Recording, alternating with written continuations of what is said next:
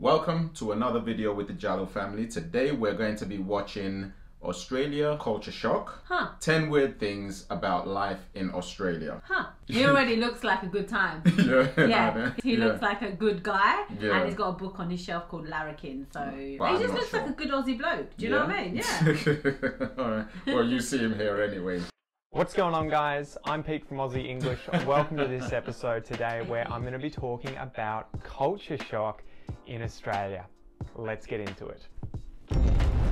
Alright.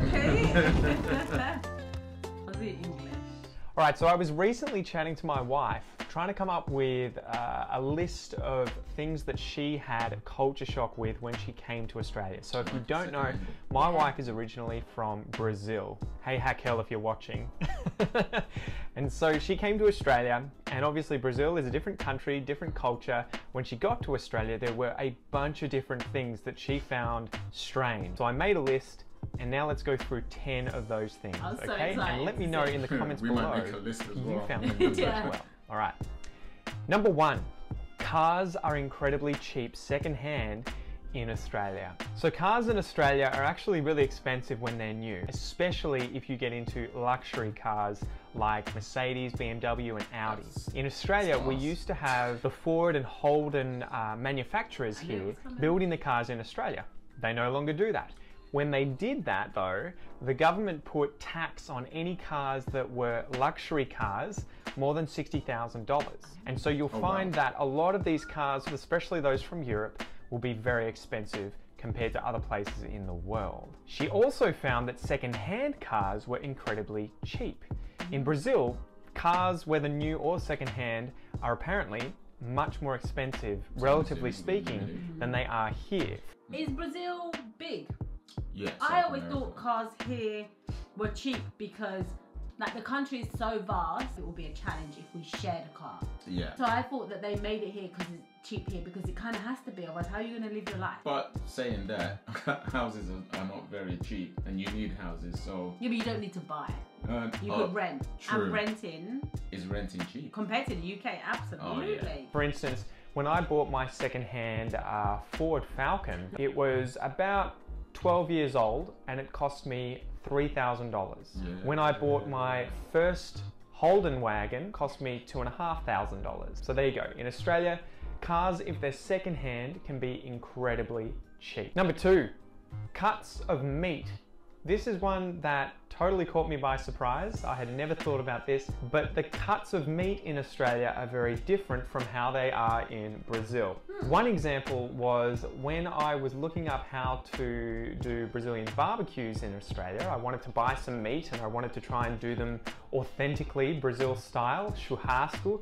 I tried to get the cut of meat for picanha. I tried to go and get this, and I couldn't find it anywhere. I couldn't find the picanha cut of meat at any different butchers that I went to. So I had to specifically ask them to get the entire part of the cow that they normally chop up into different cuts and remove that part for me to then use. Because actually for them, they would chop it up and use it as porterhouse steaks, which were cut through that slice of meat usually, like this, as opposed to taking out the whole section, the rump section, and using that instead. If you want to get the certain cuts of meat that you want to use from other cultures, other countries, you might have to go and specifically ask a butcher to cut them for you. I don't know if what I'm thinking is correct, but say the rump, you go and buy that.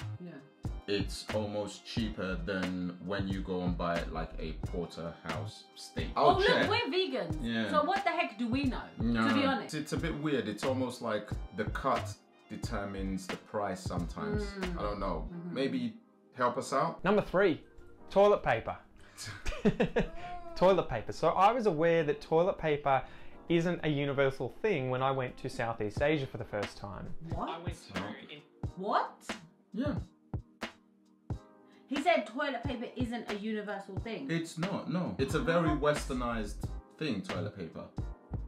What do you do then? What do you use? You use water. Yeah, but water and soap and like some sort of loofah or something? And then what do you dry yourself with? If you've got a towel, you use a towel. Otherwise, you just pull up your trousers and go. That's a bit much. I underwear or whatever you got, you just pull it and go. But then you're using your hand. Yeah. On your booty hole. Yes. That's a bit much. I went to Indonesia, where some of the motels and hotels would have toilet paper because I guess they were used to foreigners from the West coming to Indonesia. But a lot of the time they had a hole in the ground and a bucket of water that you would use to wash yourself. Makes sense. But in Australia we use toilet paper. And it's clean, like because you're washing yourself. Yeah. But without getting too graphic, when you go to the toilet and you wipe in it, there's something on the toilet roll sometimes, right? But then you need soap, then you need a towel to dry yourself. Because water doesn't just wash. Listen to this, Miss Luxury here. Can you not tell me that? Water doesn't wash your booty hole, Ahmed. What does water do then? It just rinses something, but to clean something you need friction. I couldn't just pour water on my hand. Like, you know the dirty people that go to the toilet and they just put their hand under the water, then they go. Your hand is not clean. That's friction. You feel that friction? Yeah. Yeah? But I'm not a piece of shit. I don't think I am. One thing that was shocking to Kel was the fact that in Australia you can flush toilet paper down the toilet, because in Brazil the sewer system isn't set up to be able to handle flushing of toilet paper, so instead of flushing it you have to put it in a bin next to the toilet and empty that every day. So there you go. Number 4, coffee culture in Australia. Any of you guys who have come to Australia and spent a significant amount of time in some of the big cities in particular like Sydney and Melbourne will know that we are mental, we are crazy about our coffee. We take that stuff seriously. There are probably hundreds of cafes in the CBDs of Sydney and Melbourne alone. The skill with which people are trained up to make the coffee is pretty much as good as it ever gets anywhere in the world. Which is so interesting. I agree. I'm not a coffee drinker because I'm sensitive and I get heart palpitations. However, that's true. The coffee culture, I think, here shocked me when we moved. Yeah. But what's really interesting, I watched a documentary and they said that Starbucks didn't make it here.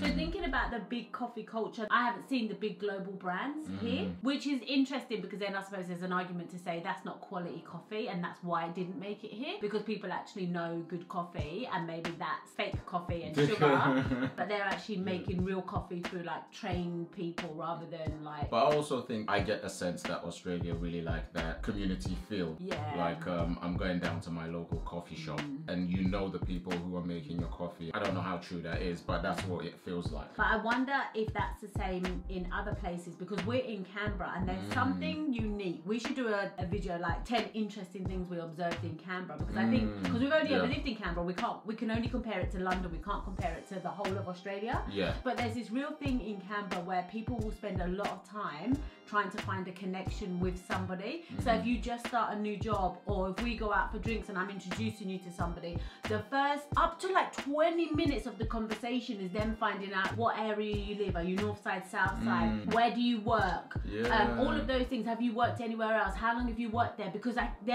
my experience has been they're trying to find, oh, I know somebody that worked at that school. Yeah. Were you there in 2021? Yeah. Oh, you must know, blah, blah. It's like, yeah, I know. And then the conversation flows. But my experience has been the conversation stayed in that place where they're trying to find the connection. Until they find something, then it's like, aha. So I wonder if that's a Canberra culture, if that's an Australian culture of finding that connection. Comment down below if you're in Australia and you're outside of Canberra.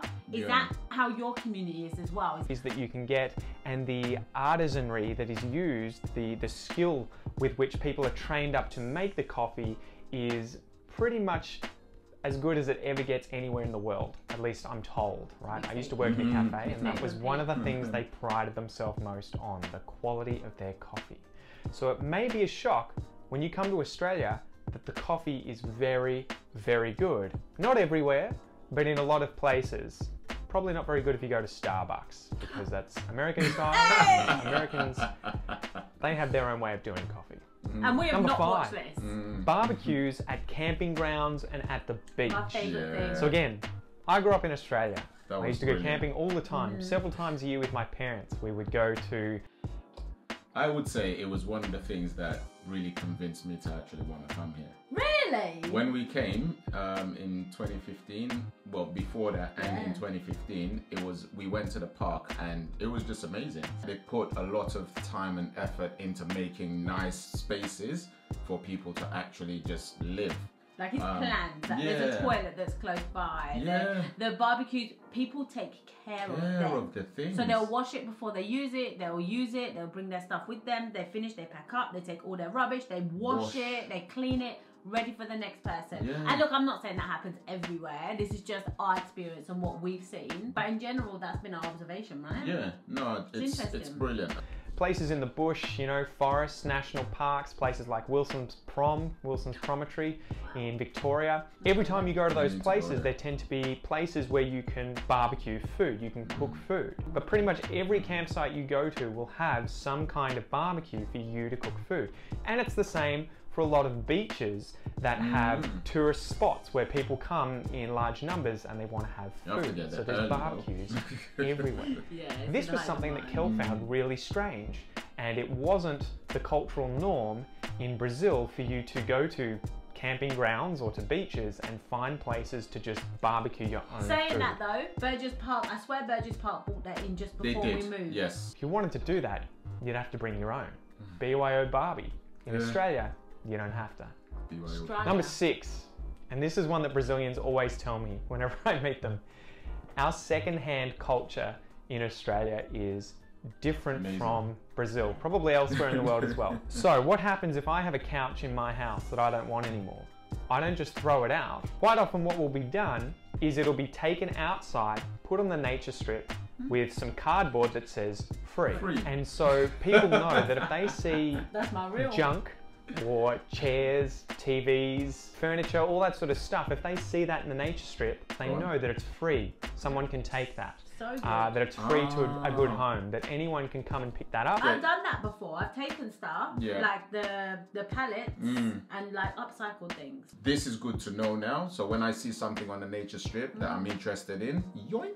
A lot of the stuff that we have in our house is either bought secondhand online through places like Gumtree or Facebook, or we've seen it on the side of the road and thought, we don't want to waste that, we want to use it, so let's just bring it home and it's free to be picked up. Number 7, drinking water from the tap.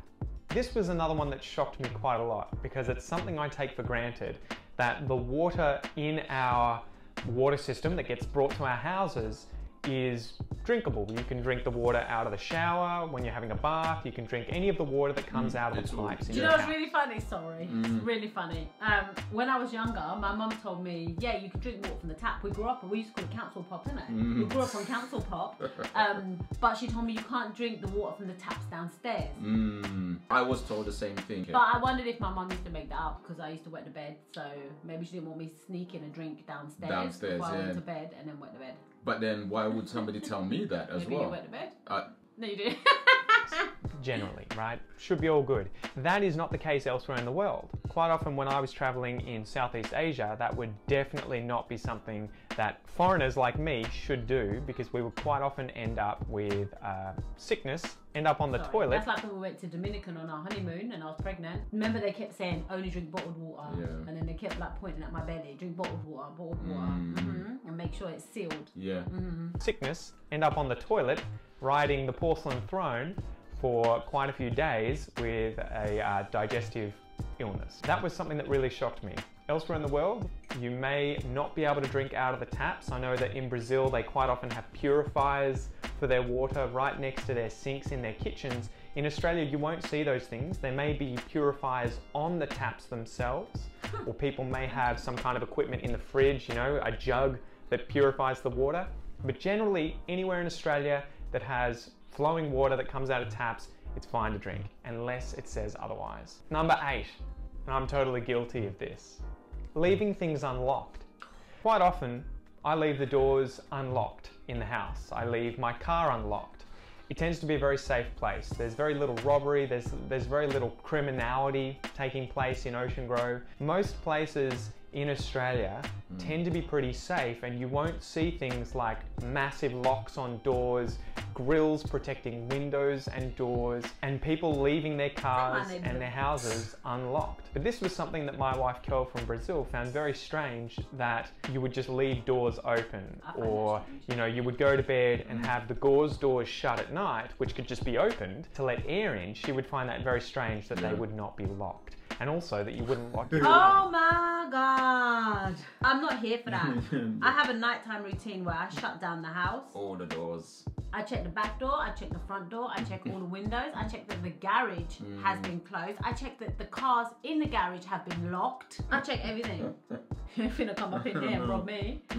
That's crazy. That's one of the things that we noticed when we moved to Australia, is our sense of like safety has changed. A lot. It's changed a lot. Not saying things don't happen, but we're not worried about a lot of things. We're gonna do another video on that, how we've changed from coming to Australia. So if you actually want to see that, do comment below. I got some comments. I've got some really good examples of things, like really good. Number 9. Walking the streets at night. So when I met my wife, I was living in Melbourne, and at maybe 10 or 11 o'clock at night, I would go for a run, or I'd go for a walk, listen to a podcast, and just walk around the streets. I would walk through some of the parks like Royal Park or Princess Park, and I'd be like, you know, it's not a problem. That was a massive no-no for Kel. That was something that she would never, ever, ever do, because in Brazil, it's relatively unsafe to walk around by yourself at night. Obviously, we have our own fair share of crime, and sometimes bad things do happen to people, but usually you can walk around at night, especially in somewhere like a CBD, you know, a city like Melbourne or Sydney, and you're perfectly safe. So that was something that she found very strange. That was a big culture shock for her when she found out that I would sometimes go for a walk around midnight throughout Melbourne, throughout the parks, with music in my ears or listening to a podcast, you know, for an hour or so, and it was no big deal. Number 10, guys, the very last one for this episode in Australia, is that there is very little rubbish or littering in Australia compared to a lot of other countries. That's what Daniel said. When Daniel first came here, he was like, the place is clean. That's one of the things that really stood out for him. He's like, you don't walk, and again, just where we were living, so I'm sure there's places that are not, but he was like, Ruth, there's no gum stuck on the floor. On the floor, no. Like, there's no litter. It's not like... And I feel like trash, pun intended, when I do like drop something and then I just realize, oh, this is not London, and I quickly pick it back up and go put it in the bin. You're savage. I never even used to drop things in London, to be honest. Culturally, this is a big no-no. So I cringe every time I see someone smoking who throws their cigarette butt on the ground, because usually there's a bin within walking distance that they could just put the cigarette out and throw it in the bin, put it in the trash. We have bins all over the country, in parks, on streets, where you can throw your rubbish out. So in Australia, littering is a social no-no. People will say something if you do that in front of people, okay? So that's it for this episode, guys. I hope you enjoyed it. Make sure to let me know down in the comments below if you have another piece of cultural shock, another thing that shocked you about Australian culture when you came here, because I'm sure that I haven't included everything. Make sure to subscribe to my channel, press the notification. Alright, Pete, we're coming We might on just over, do mate. that. We might just do that. Is his name Pete? I think that's what you said at the beginning. Yeah, alright. Well, that's been the video. Thank you very much for watching. If you haven't already, please make sure you subscribe, and we'll see you on the next one. Bye, bestie!